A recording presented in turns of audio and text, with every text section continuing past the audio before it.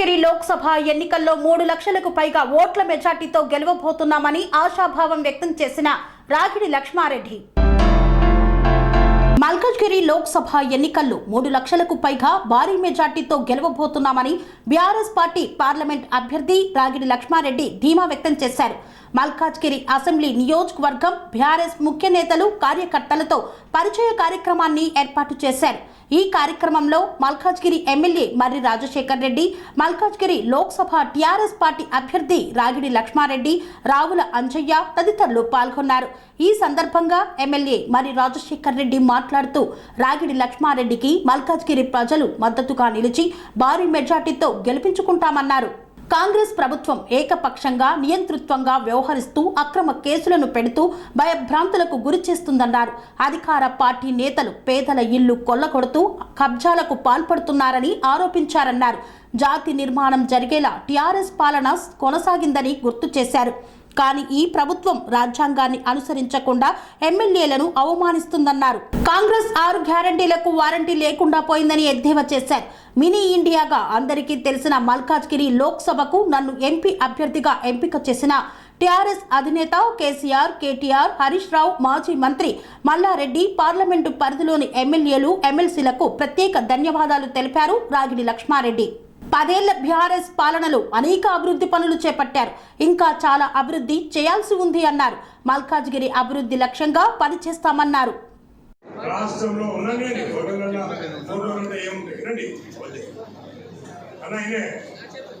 రాష్ట్రంలో ఒక జిమిక్కు రాజకీయం జరుగుతుంది. జిమిక్కు రాజకీయం రాష్ట్రంలో జరుగుతుంది. ఆ జిమిక్లో మేము రాదలుచుకోలేదు. మేమేంది, మా నాయకుడు ఏంది, మమ్మల్ని ప్రజలు ఎలా ఆశీర్వదిస్తారో మీరు చూస్తారు. మా మీద మసిపూసి మామిడికాయాలని చూస్తున్నారు. దయచేసి అలాంటి మాటలను మీరు నమ్మద్దు. అలాంటి వారిని ఎంకరేజ్ చేయొద్దు. దయచేసి అలాంటివన్నీ మీరు నమ్మొద్దని చెప్పి మీకు విన్నపించుకుంటున్నాను. కలవడానికి ఇప్పుడు మల్లన్న కలిసిండు అని చెప్పి మేము కూడా చూసాము. బిజినెస్ విషయాలు ఉంటాయి, ఇది ఒకటే విషయం కాదు. మల్లన్న బిజినెస్ విషయాలు కూడా ఉంటాయి, దాని విషయంలో కలవచ్చు.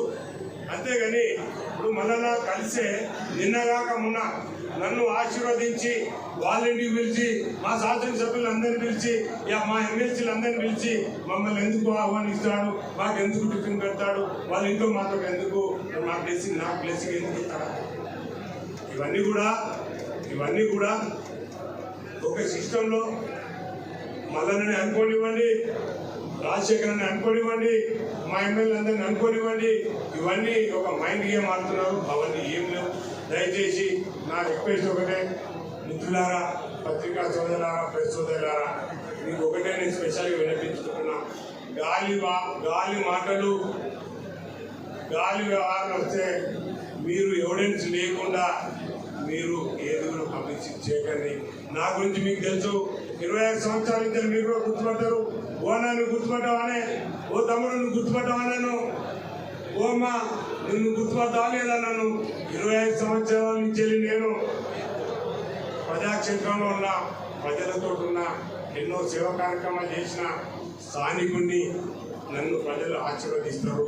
దయచేసి నన్ను చూసి అరే నిజంగానే రాగిడి లక్ష్మారెడ్డి అనే వ్యక్తి నిజంగా ప్రజలలో ఉన్నాడు, ఎన్నో సొసైటీ కార్యక్రమాలు చేసిండు అని చెప్పి మీరు నిజంగానే అనుకుంటే దయచేసి ఇటువంటి అని మాట్లాడొద్దని చెప్పి మీకు స్పెషల్గా వినిపించుకుంటున్నాను. కాదన్నా 5 సంవత్సరాలు మీరు పోటీ పడ్డారు కదా టికెట్ కోసం. 4 సార్లే, 5 సంవత్సరాలు కాదు, 4 సార్లు. పత్తి వీడని విక్రమార్కుడు సీటు సాధించారు. ఇప్పుడు మీరు గెలుస్తారని నమ్ముతున్నారు? తప్పకుండా నమ్ముతుండే అన్న. ఏంటంటే నేను కొందరు పేర్లు తీయా, ఎందుకంటే ఇది వేదిక కాదు అన్న. మీరు ఒకసారి రాష్ట్ర చరిత్ర చూడండి. సరే, ఇంతకుముందు మన దగ్గర గెలిచో ఎమ్మెల్యేనే చూడండి, ఎంపీనే చూడండి. Please please please please please సరే వినాలి నువ్వు. ఇంతకుముందు మన దగ్గర వచ్చిన ఒక ఎంపీ పరిస్థితి చూడండి. ఇప్పుడు రాష్ట్రంలో కలిసిన కొందరు ఎమ్మెల్యేల విషయాన్ని చూడండి. నేను పర్సనల్గా మాట్లాడదలుచుకోలేదు. ప్రజలు ఎవరైతే ప్రజల్లో ఉండి కష్టపడతారో వాళ్లకు మేము సేవ చేయకుండా, ఇక్కడ మా మిత్రులందరూ 2 మంది ఉన్నారు. ఇక్కడ పట్టే వాళ్ళు 5,000 మందే ఉండొచ్చు. కానీ ఏంటంటే మౌత్ తాకానికి పోతుంది మాకు అంత ఇది అనకు, నువ్వు చాలా సీనియర్వి, నీకు అన్ని తెలుసు, నువ్వు కావాలని నన్ను ఏమో మాట్లాడుతున్నావు, కానీ దయచేసి వద్దే. నేను ఇట్టే స్పోర్టివ్గా మాట్లాడతా, మీరు కూడా స్పోర్టివ్గా మాట్లాడాలి. నిజంగా మనం మాట్లాడుకునేదే కానీ మనం కరెక్ట్గా జరిగేదే మాట్లాడుకోవాలి. నేను కరెక్ట్గా వయసు అన్న థ్యాంక్ యూ. ఏమో అవుతుంది, ఏదో ఖాళీ అవుతుంది, ఏదో షటర్లు రేపుతున్నాము, ఇవన్నీ మాట్లాడుతున్నాయి. ఇంత కాదు, ప్రజలు ఒకరు గుర్తుపెట్టుకోవాలి. మనం ప్రజలు ఏంటంటే ఎవరు పనిచేసారు గ్రేటర్ హైదరాబాద్లో, ఎవరు పనిచేసారు, ఏ పార్టీ పనిచేసింది. మరి ముఖ్యమంత్రి కేసీఆర్ గారు ముఖ్యమంత్రిగా ఉన్నప్పుడు 10 సంవత్సరాలలో మరి రాష్ట్రం ఎంత డెవలప్ అయింది. మరి గ్రేటర్ హైదరాబాద్ కూడా మరి కేటీఆర్ గారు మంత్రిగా వండుకుంటూ మరి అన్ని రంగాలలో ఈ రోజున ఐటీ రంగాలలో దేశం అంతా కూడా ఎక్కడ జాబ్ చేయాలంటే యూత్ అంతా కూడా మరి హైదరాబాద్లో జాబ్ చేయాలని ఎందుకు అనుకుంటున్నారు. అన్ని రకాలుగా కేసీఆర్ గారు మరి బీఆర్ఎస్ ప్రభుత్వం ఉన్నప్పుడు మరి ఆయన ముఖ్యమంత్రి ఉన్నప్పుడు డెవలప్ చేసింది. కాబట్టి ముఖ్యంగా హైదరాబాద్ అనేది మన దేశంలో ఉన్న అన్ని నగరాలలో డెవలప్మెంట్తో దూసుకుపోయిందంటే మన హైదరాబాద్. ఇవన్నీ కూడా ప్రజలు గమనిస్తున్నారు. ప్రజలు తప్పకుండా నన్ను ఆశీర్వదిస్తారు.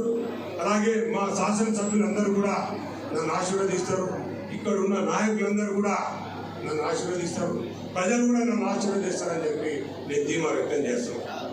మల్కాజ్గిరి పార్లమెంట్ నియోజకవర్గం మీరు అంటున్నారు అంతే. మమ్మల్ని ఏం చేస్తున్నారంటే మీరు మాటతోటి మేమేదో వీకేద్దాం అనుకుంటాం. మేమేం వీకాం. మీకు తెలుసు రాజకీయాలలో ఇవన్నీ నమ్మకలు నడుస్తుంటాయి. కొన్ని లీకేజ్లు ఇస్తుంటారు, కొన్ని మాటలు మాట్లాడుతుంటారు. అవన్నీ కూడా భయపడే వాళ్ళు కాదు. ఎందుకంటే బీఆర్ఎస్ పార్టీ ఉద్యమ పార్టీ, తెలంగాణ గడ్డ ఉద్యమించే వాళ్ళు ఇవన్నీ మాటలు చాలా వింటుంటారు, ఇవన్నీ జిమిక్స్ వింటుంటారు. ఇవన్నీ జరుగుతూనే ఉంటాయి. రాజకీయంలో ఇవన్నీ జరుగుతూనే ఉంటాయి. మా దగ్గర ఉన్న వాళ్ళు ఎవరు పోరు. అది అందరూ అనుకునే భ్రమ. వస్తున్నారు ఇవన్నీ మాటలు వినే పరిస్థితిలో లేరు. ఎందుకంటే ప్రజలన్నీ గమనిస్తారు. ఈ రోజున మొన్న 4 ఏళ్ల కింద అసెంబ్లీ ఎలక్షన్లలో ప్రజలు ఎందుకు దీవించారు? హైదరాబాద్ డెవలప్ చేయించారని కదా. మరి మల్కాజ్గిరి రోజున చూడండి ఏ రకాల మల్కాజ్గిరి పార్లమెంటు అభ్యర్థిగా కేసీఆర్ గారు దీవించి నన్ను ఇక్కడికి పంపడం జరిగింది. వారితో పాటు కేటీఆర్ గారు, హరీష్ రావు గారు, వారికి కూడా నా కృతజ్ఞతలు. గెలిచిన మల్కాజ్గిరి పార్లమెంటు ఎమ్మెల్యేలందరూ కూడా నా హృదయపూర్వక నమస్కారాలు. ఎందుకంటే దేశంలోనే అతిపెద్ద పార్లమెంటు మల్కాజ్గిరి పార్లమెంటు. ఇక్కడ శాసనసభ్యులందరూ కూడా గెలవడం జరిగింది. 3,50,000 మెజార్టీతో గెలవడం జరిగింది. వారు కూడా నన్ను అభ్యర్థిగా కేసీఆర్ గారు దీవించి పంపిస్తే వారు కూడా ముఖ్యంగా మా రాజశేఖర రెడ్డి అయితే కేసీఆర్ సార్ ఫోన్ చేసి అడిగితే నన్ను ఫస్ట్ దీవించి రాజశేఖర అన్న కూడా లక్ష్మారెడ్డి గారికి కూడా ఇవ్వండి అని చెప్పడం జరిగింది.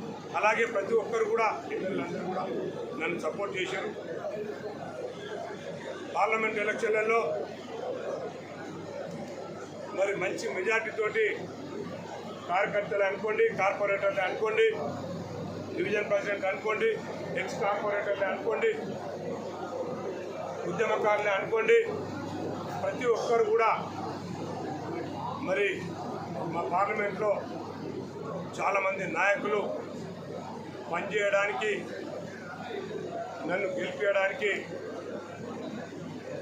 చాలామంది కృషి చేస్తారని చెప్పి నేను అనుకుంటున్నా. నన్ను కూడా మంచి మెజార్టీతోటి వీళ్ళందరూ ప్రజలందరూ దీవించి ఇంతకుముందు 3,50,000 మెజార్టీ ఏదైతే వచ్చిందో అంతకంటే ఎక్కువ మెజార్టీతోటి నన్ను గెలిపిస్తారని చెప్పి నేను అనుకుంటున్నాను. మీకున్న రాజకీయ అనుభవం ప్రజలతో ఉన్న మీకు సంబంధం? నేను గత 20 సంవత్సరాల నుంచి వెళ్ళి ప్రజలతోటి ప్రజాక్షేత్రంలో ప్రజలతో మమేకమై ఉన్నాను. అది ఈ మల్కాజిగిరి పార్లమెంట్లో చాలామందికి తెలిసిన విషయమే. నన్నందరూ కూడా చాలామంది గుర్తుపడతారు. ఎందుకంటే ముఖ్యంగా నేను పార్టీలకు అతీతంగా కూడా నేను 20 సంవత్సరాల నుంచి వెళ్ళి మధురా చారిటబుల్ ట్రస్ట్ నుంచి వెళ్ళి ఎన్నో సేవా కార్యక్రమాలు నిర్వహించాను. నన్ను ఆ సేవా కార్యక్రమాల ద్వారా కూడా చాలామంది గుర్తుపడతారు. కాబట్టి నేను స్థానికుడిని. నేను 25 సంవత్సరాల నుంచి ప్రజల్లో ఉన్న మల్కాజ్గిరి పార్లమెంట్ సెగ్మెంట్లో ఉన్న ప్రజలతోటి మమేకమై ఉన్నా కాబట్టి నేను స్థానికుడిని కాబట్టి ప్రజలు నన్ను ఆశీర్వదిస్తారని చెప్పి నేను అంటున్నాను. మల్కాజ్గిరిలో పోటీలో ఉన్నటువంటి ఈటెల రాజేందర్ కానీ రేపు అధికారంలో ఉన్నటువంటి స్టేట్ గవర్నమెంట్ ఉన్నటువంటి కాంగ్రెస్లో తట్టుకునే శక్తి సామర్థ్యాలు రాగిడి లక్ష్మారెడ్డికి ఉన్నాయా? నేను ఒకటి చెప్పదలుచుకున్నా. చాలామంది అంటున్నారు మరి బీజేపీ వాళ్ళు మరి రాజేందర్ గారు ఏదో బ్రాండ్ అంబాసిడర్ అంటున్నారు. నాకు బ్రాండ్ అంబాసిడర్ కూడా తెలియదు, కానీ అంబాసిడర్ గారి గురించి అయితే తెలుసు. నేను ఒక చెప్పదలుచుకోలేదు. ఎవరి వాళ్ళకు ఉంటుంది.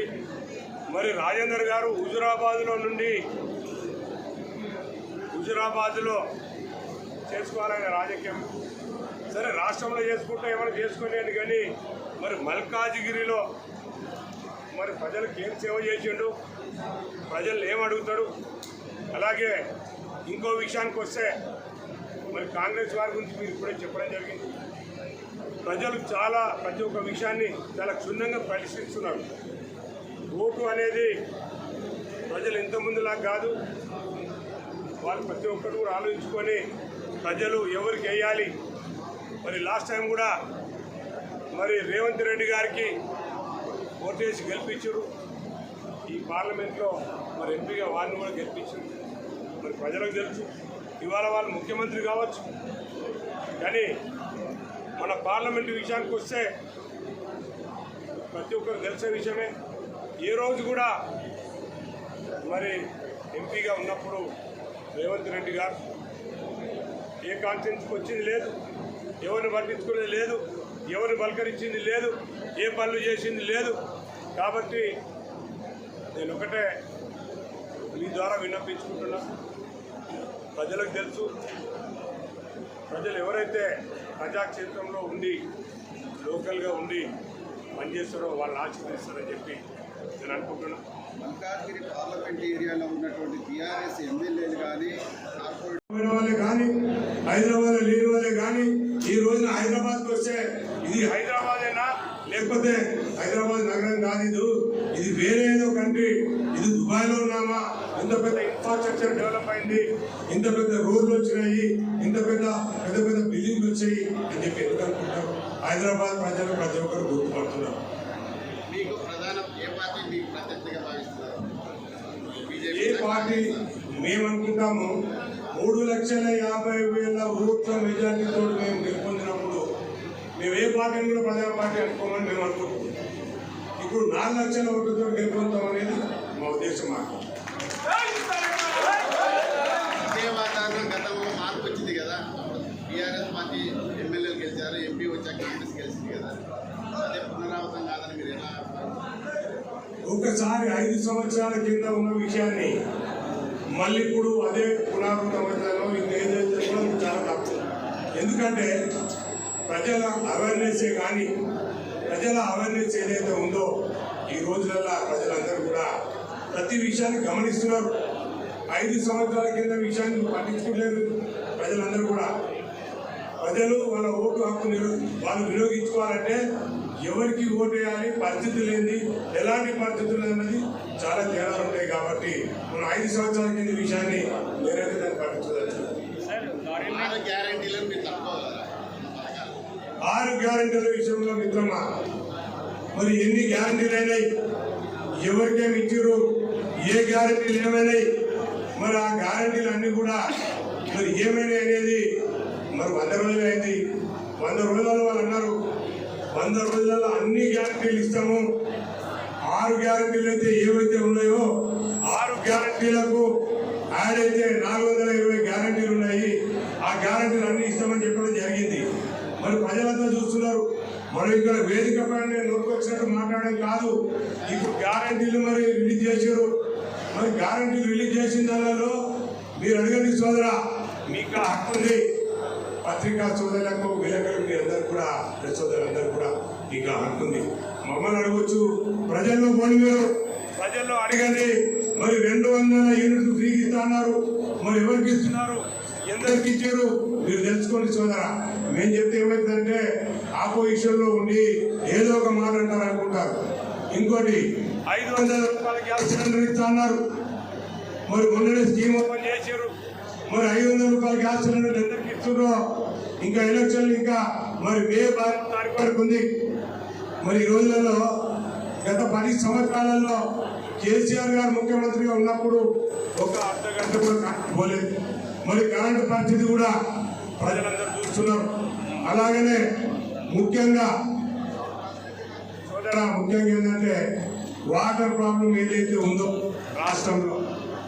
రాష్ట్రంలో అన్ని విలేజ్లలో ప్రతి ఒక్కరికి మంచి నీళ్లు రావడానికి మరి కేసీఆర్ గారు ఏ స్కీమ్ తీసుకొచ్చారు. గ్రేటర్ హైదరాబాద్ లో 10 సంవత్సరాల కింద మరి వాటర్ గురించి ఎంత తిప్పబడేది ప్రజలందరికీ తెలుసు.